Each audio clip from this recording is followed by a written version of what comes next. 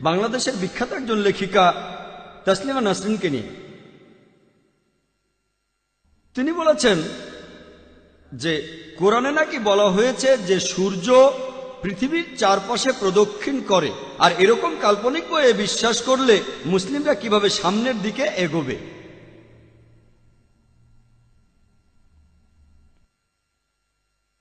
আমি সবাইকে চ্যালেঞ্জ করছি, কোরআনের কোনো একটা আয়াত দেখান যেটা বলছে যে সূর্য পৃথিবীর চারদিকে ঘুরে।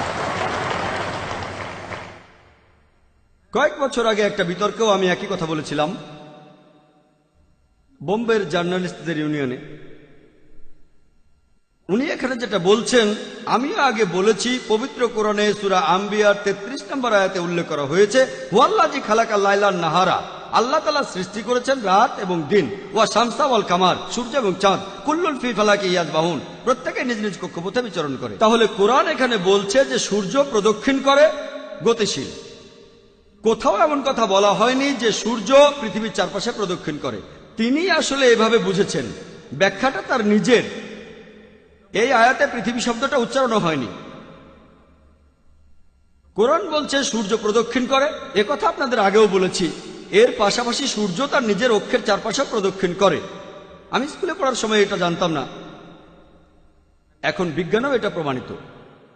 তাহলে প্রায় দেখা যায় যে ইসলামের সমালোচকরা তারা ইসলাম সম্পর্কে এমন কিছু বলে যেটা ইসলামে নেই। তাসলিমা বলেন যে সূর্য পৃথিবীর চতুর্দিকে ঘোরে, ঠিক আছে, এবং কোরআনে এরকম অবৈজ্ঞানিক কথা আমরা বিশ্বাস করতে পারি কিভাবে? এবং দ্বিতীয়ত, তিনি বাংলাদেশে উচ্চ হারে মেয়ে শিশু হত্যার জন্য ইসলামকে দোষারোপ করেন। আমি বলতে চাই, এটা কি কোরআনে আছে? আপনি কি স্পষ্ট করে বলবেন? ভাই জাভেদ দুটো প্রশ্ন করেছেন। আমি জানি না চেয়ারপারসন আমাকে দুটোরই উত্তর দেওয়ার অনুমতি দেবেন কিনা। আমি প্রথমটার উনি প্রথম প্রশ্ন করেছেন, সেই জন্য দুইটা প্রশ্ন। হ্যাঁ, ঠিক। ভবিষ্যতে এরকম আর হবে না, শুধুমাত্র একটাই প্রশ্ন হবে। প্রথম প্রশ্নতে আপনি বললেন যে টাইম ম্যাগাজিনের একটা রিপোর্ট, টাইম ম্যাগাজিন পৃথিবীর বিখ্যাত একটা ম্যাগাজিন, যথেষ্ট বিশ্বাসযোগ্য। এই ম্যাগাজিনের জানুয়ারি সংখ্যায় নাকি তসলিমা বলেছেন যে কোরআন বলছে সূর্য পৃথিবীর চারিদিকে ঘোরে। যদি এরকম কথা আমরা বিশ্বাস করি তাহলে উন্নতি করব কিভাবে? আমি দ্বিতীয় সেন্টেন্সের ব্যাপারে একমত যে এরকম কথা বিশ্বাস করলে আমরা উন্নতি করব কিভাবে। এখন ওনার প্রথম সেন্টেন্সের উত্তরে যে পবিত্র কোরআন বলছে সূর্য পৃথিবীর চারিদিকে ঘোরে, আমি তাকে বলবো প্রমাণ দেখান কোরআনের কোন আয়াতে আছে। হ্যাঁ, উনি মনে করেছেন কোরআনের একটা আয়াতে এরকম কথা আছে। সূরা আম্বিয়া অধ্যায় 21 আয়াত 33 বলছে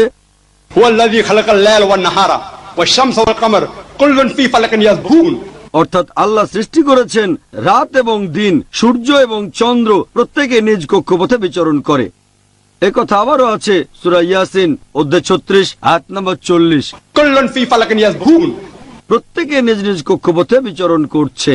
তাহলে কোরআন কিন্তু বলছে না যে সূর্য পৃথিবীর চারিদিকে ঘোরে। কোরআন বলছে যে সূর্য আর চাঁদ নিজেদের কক্ষপথে বিচরণ করে। এখানে আরবি শব্দ হচ্ছে ইয়াসবাহা। এই শব্দটা এসেছে আরবি শব্দ সাবাহা থেকে। এর অর্থ চলন্ত কোনো কিছুর গতি। যদি আপনি বলেন যে একজন লোক মেঝের উপর সাবাহা করছে, তার মানে সে কিন্তু দাঁড়িয়ে নেই, তখন সে হাঁটছে অথবা দৌড়াচ্ছে। যদি বলেন একজন লোক পানিতে সাবাহা করছে, তার মানে পানিতে ভাসা নয়, এর মানে সাঁতার কাটছে সে। একইভাবে সাবাহা শব্দটা যদি ব্যবহার করেন গ্রহতারার ক্ষেত্রে, এর অর্থ নিজ অক্ষের চারপাশে বিচরণ করা। পবিত্র কোরআন বলছে সূর্য এবং চাঁদ এরা কোনো কিছুকে আবর্তন করে ঘুরছে, আবার নিজ অক্ষের চারপাশেও ঘুরছে।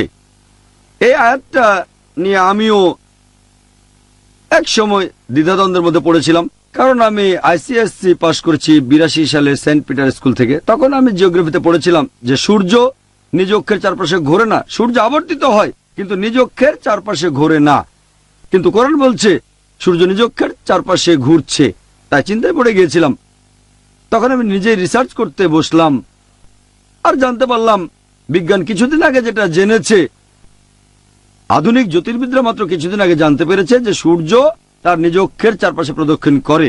এটা প্রমাণ করার জন্য যন্ত্রপাতি নিয়ে সূর্যের প্রতিবিম্ব দেখেন। সূর্যের দিকে তো তাকাতে পারবেন না, প্রতিবিম্বটা টেবিলের উপরে রাখেন। সূর্যের শরীরে কিছু গর্ত আছে কালো স্পটের মতো। এই ব্ল্যাক স্পটগুলো 25 দিনে পুরো একবার ঘুরে আসে। এক কথায় সূর্যের নিজকে চারপাশে ঘুরে আসতে 25 দিন সময় লাগে। তাহলে পবিত্র কোরআন মোটেও সেকেলে নয়, এটা সবচেয়ে আধুনিক। আমি তসলিমা নাসরিনকে প্রশ্ন করব, 1400 বছর আগে এই কথাটা কে বলতে পারে যে সূর্য এবং চাঁদ والشمس والقمر كل في فلك يسبحون সূর্য এবং চাঁদ নিজ নিজ কক্ষপথে বিচরণ করছে, রিভলভিং আর রোটেটিং? তাকে জিজ্ঞেস করেন কোরআনে কথা কোথায় বলেছে যে সূর্য পৃথিবীর চারপাশে ঘোরে? এটা একটা ভুল ধারণা। চেয়ারপারসন যেহেতু অনুমতি দিয়েছেন, দ্বিতীয় প্রশ্নটার উত্তর দেই, যেখানে অভিযোগ করা হয়েছে যে ইসলাম ধর্মের কারণে তার দেশে মানে বাংলাদেশে প্রচুর পরিমাণে মেয়ে শিশুকে হত্যা করা হয়। তসলিমার অভিযোগ, আমি তাকে বলবো যে কোরআনের মাত্র একটা আয়াত দেখান যেটা বলছে তোমার সন্তানকে হত্যা করো। বিবিসিতে একটা অনুষ্ঠান দেখিয়েছিল, নাম ছিল অ্যাসাইনমেন্ট, আর সেই এপিসোডের টাইটেল ছিল লেট হার ডাই। একজন ব্রিটিশ রিপোর্টার এমিলি বেকানন ইন্ডিয়ায় এসে মেয়ে শিশু হত্যার উপরে একটা সার্ভে করেছিলেন। ইন্ডিয়া এ ব্যাপারে সবার উপরে একেবারে।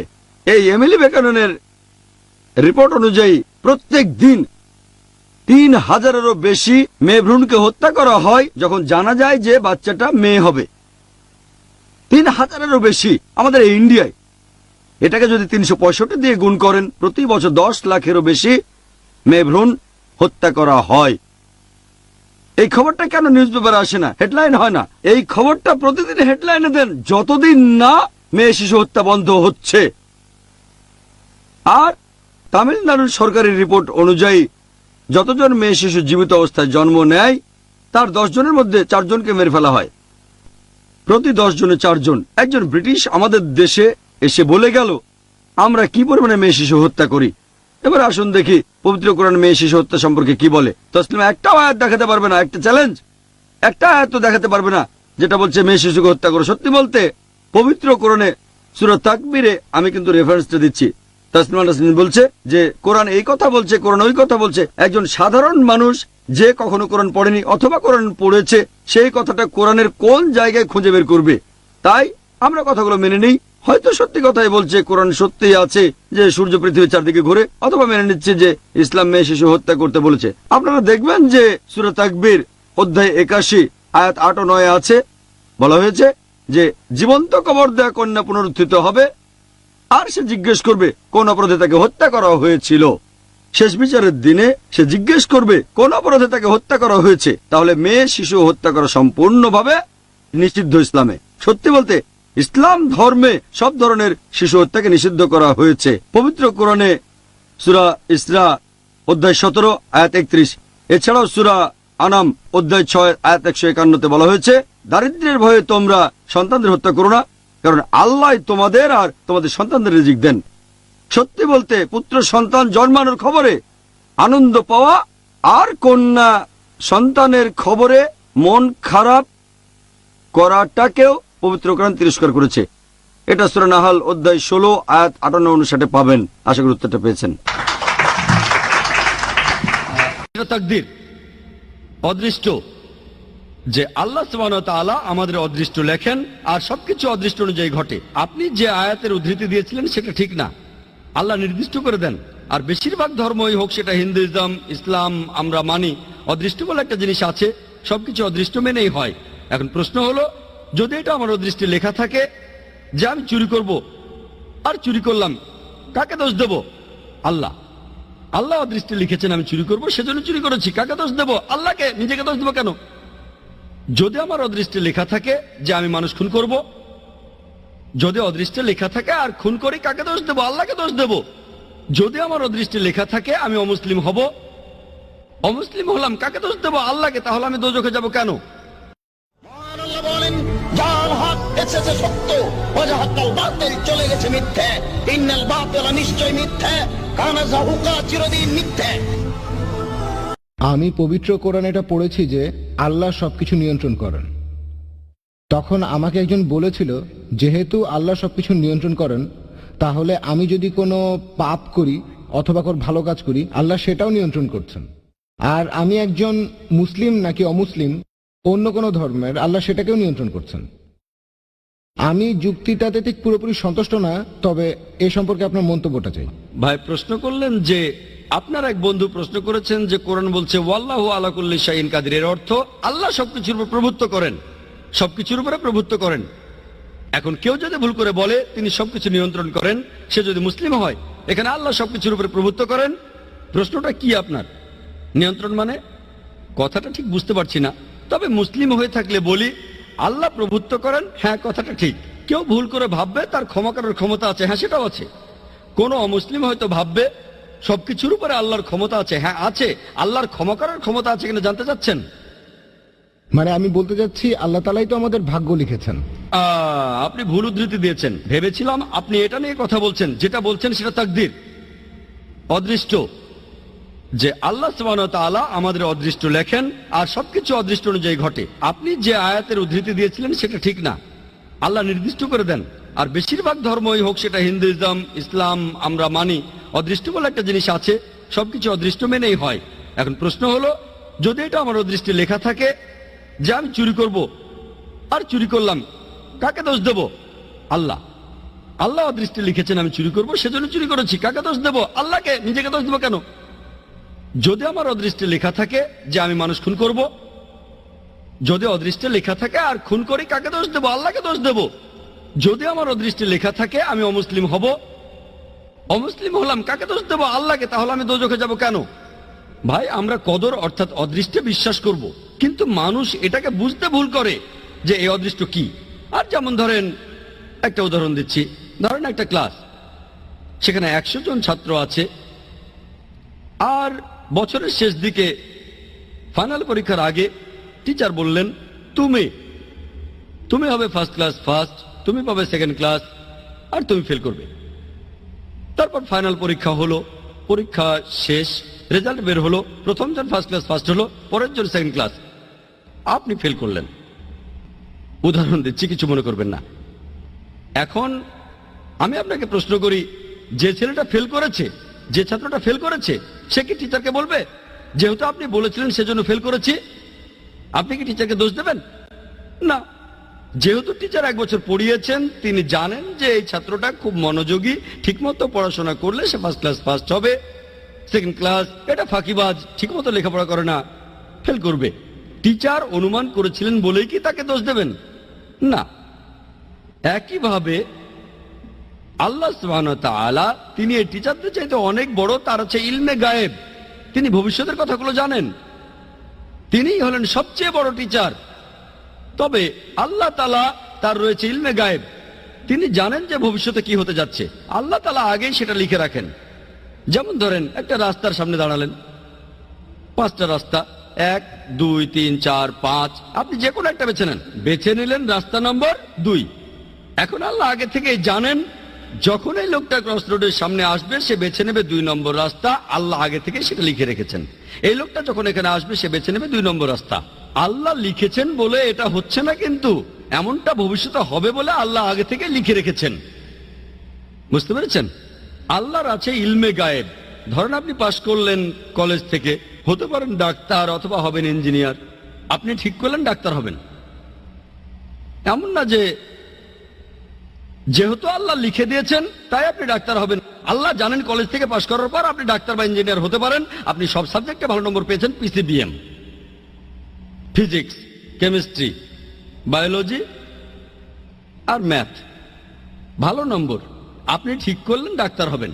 আল্লাহ জানেন আপনার চয়েস দুটো, আপনি ডাক্তার হবেন, তাই আল্লাহ লিখে রেখেছেন আপনি ডাক্তার হবেন।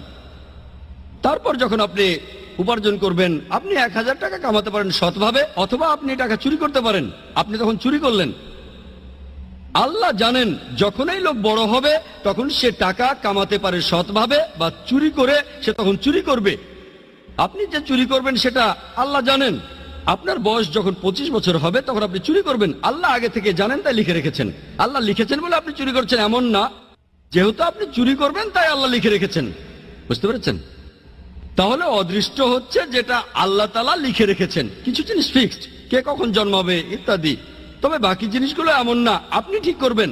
সেজন্য আল্লামা ইকবাল বলেছেন, খুদ কো কার ইতনা বুলন্দ क्या तकदीर के पहले আল্লাহ अपने बंदे से खुद पूछे बता दे राजा क्या है। অর্থাৎ নিজেকে এতটাই মহান বানাও যে অদৃষ্ট লেখার আগে আল্লাহ নিজে জিজ্ঞাসা করবেন তার বান্দাদের যে তোমার ইচ্ছা কি, এটা একটা শায়েরি।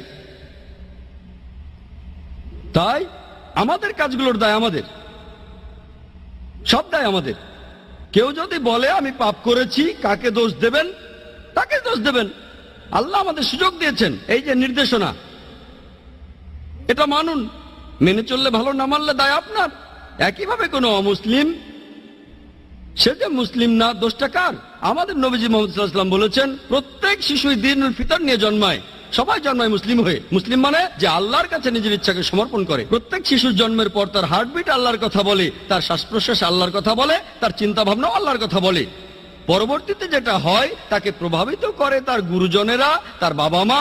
তখন সে মূর্তি পূজা শুরু করে, সে আগুনের পূজা শুরু করে, তারপর সে অমুসলিম হয়ে যায়। তাই যখন কোনো অমুসলিম ইসলাম গ্রহণ করে, সঠিক শব্দটা কনভার্ট না, এটা হচ্ছে রিভার্ট। প্রত্যেক মানুষ জন্মায় মুসলিম হয়ে, ভুল পথে যাওয়ার পরে সে ফিরে আসে, তাই সঠিক শব্দটা হলো রিভার্ট। তাহলে আপনারা অমুসলিম বন্ধুকে বলেন, এই যে এই নাও কোরআন, এটা মানো, তোমার সামনে তো মুসলিম হওয়ার সুযোগ আছে।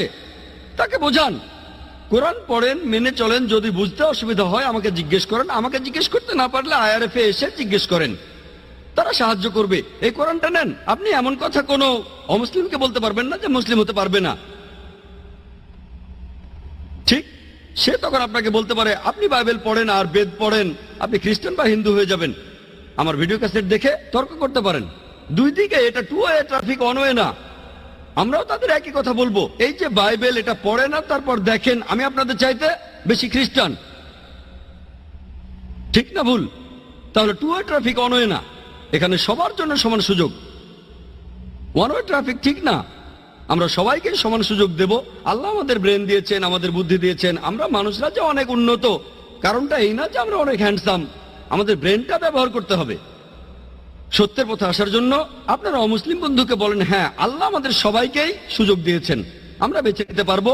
তবে আল্লাহ আগে থেকেই যে এই লোক কোরআন পড়ার পরে মুসলিম হবে কিনা, প্রথম জন, দ্বিতীয় জন, এখন আল্লাহ জানেন প্রথম জন মুসলিম হবে, দ্বিতীয় জন হবে না। আমি বা আপনি জানি না, আমি শুধু উদাহরণ দিলাম। আমি আসলে জানি না প্রথম লোকটা মুসলিম হবে নাকি দ্বিতীয় লোকটা, দুজনে হবে নাকি কেউ হবে না। আমি শুধু উদাহরণ দিলাম, যদি মুসলিম হয় সেটা তার তকদিরে হবে। সে কোরআন পেয়েছে, তারপর পড়েছে, হয় সেটা মেনেছে নয়তো মানেনি। কোরআন বলছে যে কিয়ামতের দিন যারা এই সত্য ধর্মকে ত্যাগ করেছে, তাদের কেউ কথা বলবে না, ও আল্লাহ আপনি অবিচার করছেন। তারা শুধু বলবে আমাদের মাফ করুন। আল্লাহ বলবেন দেরি হয়ে গেছে, দেরি করেছ। আল্লাহ তাআলা বলেছেন যেসব লোকজনকে দোজখে পাঠানো হবে, তারা কেউ বলবে না যে আল্লাহ তাআলা অবিচার করছেন। সবকিছু একেবারে তাদের সামনেই থাকবে। এখন আমরা ভিডিওতে আগের জিনিস দেখতে পারি, আল্লাহ কিভাবে করবেন সেটা জানি না। আল্লাহ বলেছেন তোমাদের শরীর তোমাদের বিরুদ্ধে সাক্ষ্য দেবে, তোমাদের চোখ তোমাদের বিরুদ্ধে সাক্ষ্য দেবে। তাই সেখানে অন্য কারো প্রয়োজন নেই। আপনি নিজেই বুঝতে পারবেন আপনার ভুলগুলো কি কি ছিল। যখন আল্লাহর কাছে বলবেন আমাকে মাফ করেন, আল্লাহ বলবেন দেরি হয়ে গেছে। সুযোগটা পাচ্ছেন এই পৃথিবীতে, এত ভুল করার পরও আল্লাহ আপনাকে সুযোগ দিচ্ছেন। ভুল করছেন, আবার সুযোগ দিচ্ছে আল্লাহ। এই জীবনের পরে পরকালে হিসাব কিতাব, শেষ বিচারের দিন আপনার কাজের উপর নির্ভর করে আপনার বিচার করা হবে। কাজের উপর নির্ভর করে আপনি যাবেন বেহেশত বা দোজখে। আশা করি উত্তরটা পেয়েছেন। ডাক্তার জাকির নায়েক একজন দায়ী। আমরা তার পক্ষে বিপক্ষে উভয় ক্ষেত্রে হয়তো সীমা লঙ্ঘন করে ফেলি। সত্যের আগমন হলে মিথ্যা বিলুপ্ত হয়ে যায়, কারণ মিথ্যা তো বিলুপ্ত হবারই জন্য। ও আখির দাওয়ানা আলহামদুলিল্লাহ রাব্বিল আলামিন। আসসালামু আলাইকুম, আমার নাম অজয়। আমার প্রশ্ন হচ্ছে, জান্নাতে যাবার জন্য ইসলাম গ্রহণ করা কি আবশ্যক?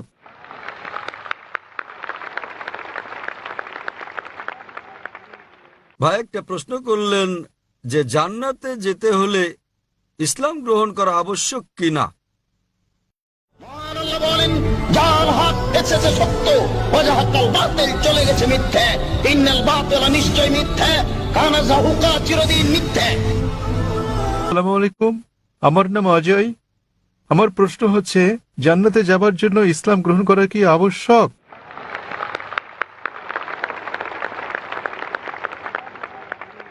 ভাই একটা প্রশ্ন করলেন যে জান্নাতে যেতে হলে ইসলাম গ্রহণ করা আবশ্যক কিনা। জিজ্ঞাসাটা এরকম যে পরীক্ষায় পাশ করতে আমাকে ভালো নম্বর পেতে হবে কিনা। পরীক্ষায় পাশ করার জন্য আপনাকে ন্যূনতম 5 নম্বর পেতে হবে। জান্নাতে যাওয়ার জন্য প্রয়োজনীয় শর্তাবলীর কথা বলছে সূরা আল আসর অধ্যায় নম্বর 103 আয়াত নম্বর 1 থেকে 3 বলা হয়েছে والعصر إن الإنسان لفي خسر إلا الذين آمنوا وعملوا الصالحات وتواصوا بالحق وتواصوا بالصبر সময়ের শপথ, নিশ্চয়ই মানুষ ক্ষতির মধ্যে রয়েছে তারা বাদে যারা বিশ্বাস এনেছে, যারা সৎকর্ম করেছে, যারা সত্যের পথে মানুষকে আহ্বান করে এবং ধৈর্য ও অধ্যবসায়ের উপদেশ দেয়। কোন মানুষের বেহেশতে যাওয়ার জন্য ন্যূনতম 4টি গুণ থাকতে হবে কমপক্ষে।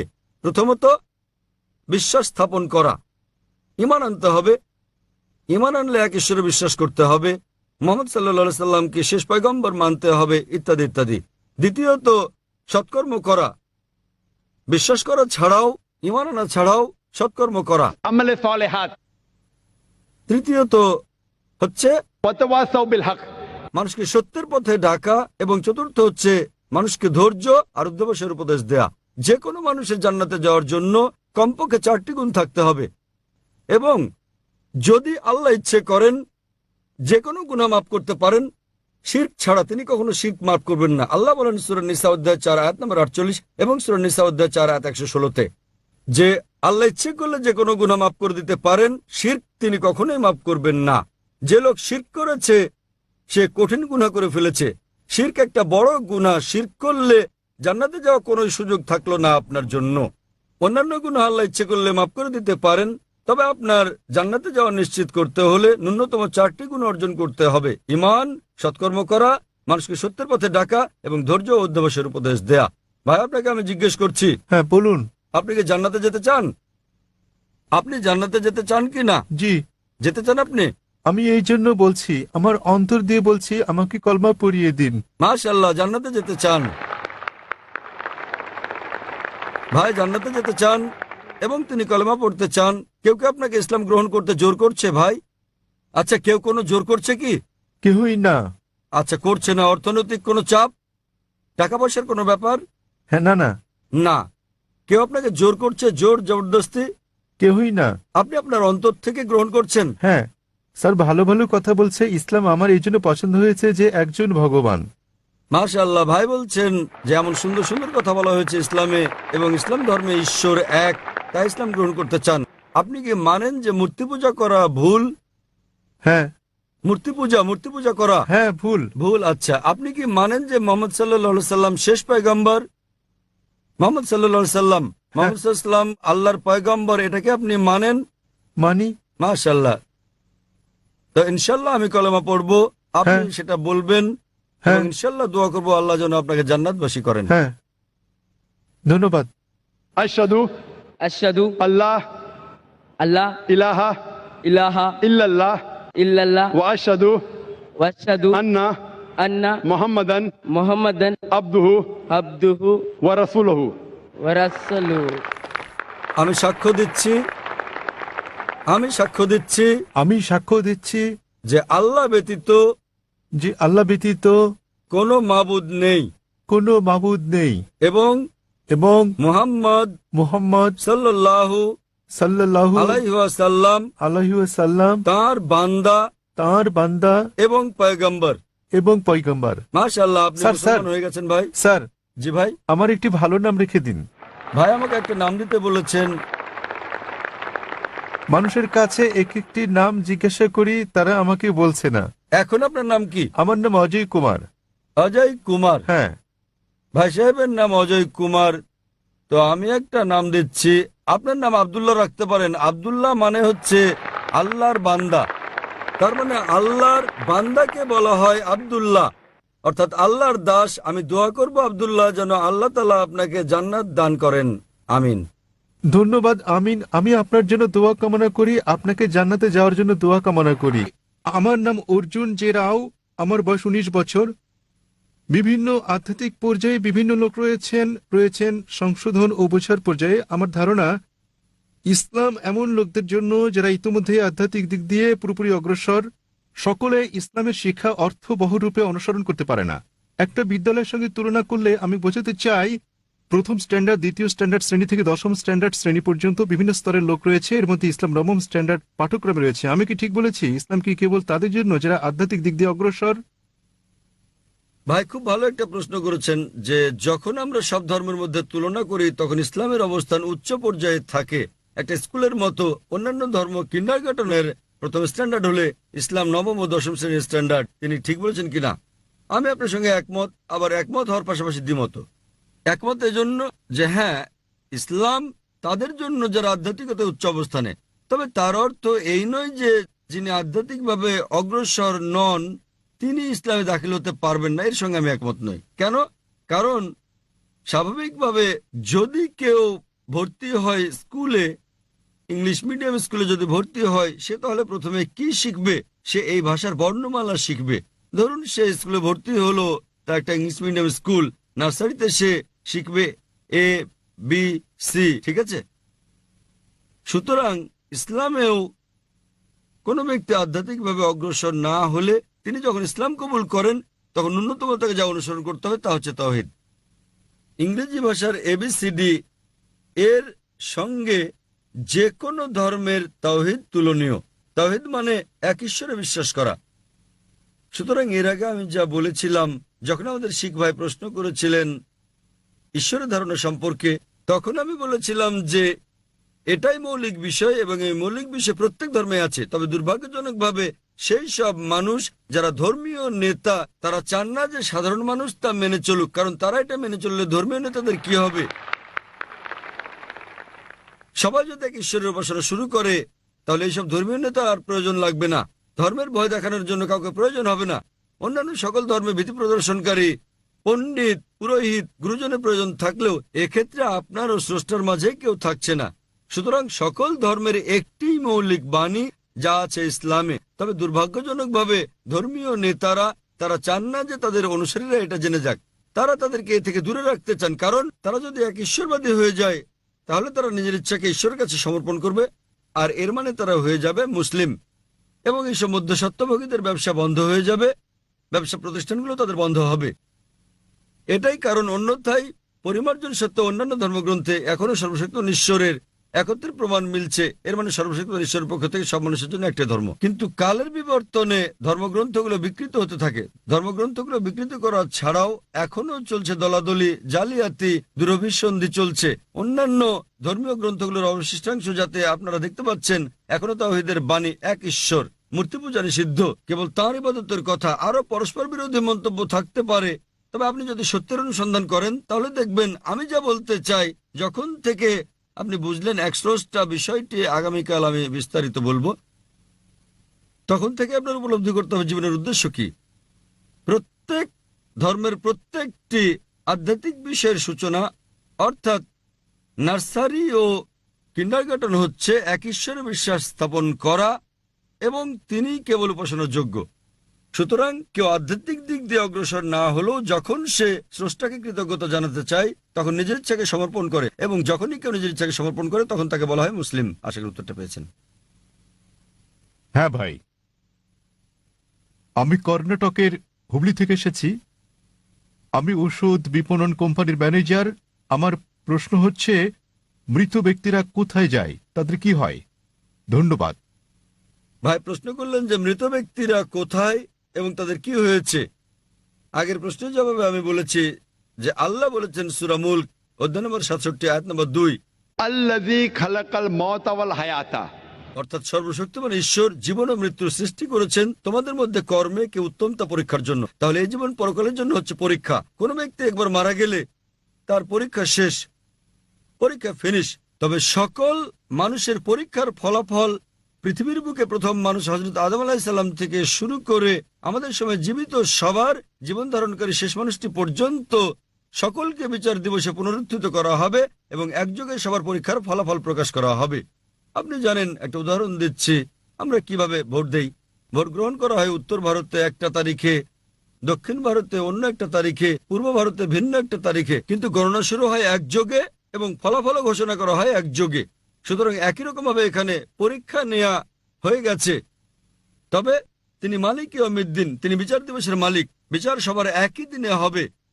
হিসাব কিতাব কে সঠিক কে বেঠিক একই দিনে ঠিক করা হবে। তারপর আপনার ভালো মন্দ কাজের উপর ভিত্তি করে আপনি সর্বশক্তিমান ঈশ্বরের আদেশ মান্য করেছেন কি না তার ভিত্তিতে আপনি যাবেন বেহেশতে কিংবা দোজখে। তবে সকলকে পুনরুত্থিত করা হবে, যদিও বর্তমানে তারা সুপ্ত অবস্থায় আছেন। সুপ্ত অবস্থা মানে তারা মারা গেছেন, তবে তাদেরকে পুনরায় জীবিত করা হবে।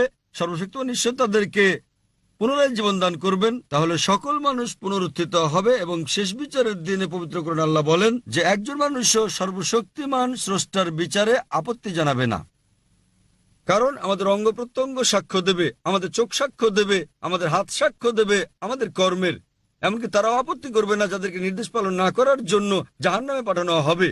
কোরআনে বলা হয়েছে তারা সর্বশক্তিমান স্রষ্টার বিচারে কোনো আপত্তি করবে না, তারা বলবে আমাদের আর একটা সুযোগ দাও। এবং সর্বশক্তিমান আল্লাহ বলবেন যে অনেক দেরি হয়ে গেছে, পরীক্ষার সময় শেষ। তাই বিচার দিবসে সকলকে পুনরুত্থিত করা হবে ভালো খারাপ কাজের উপর ভিত্তি করে। আপনি পাস বা ফেল করবেন, বেহেশত বা দোজখে যাবেন।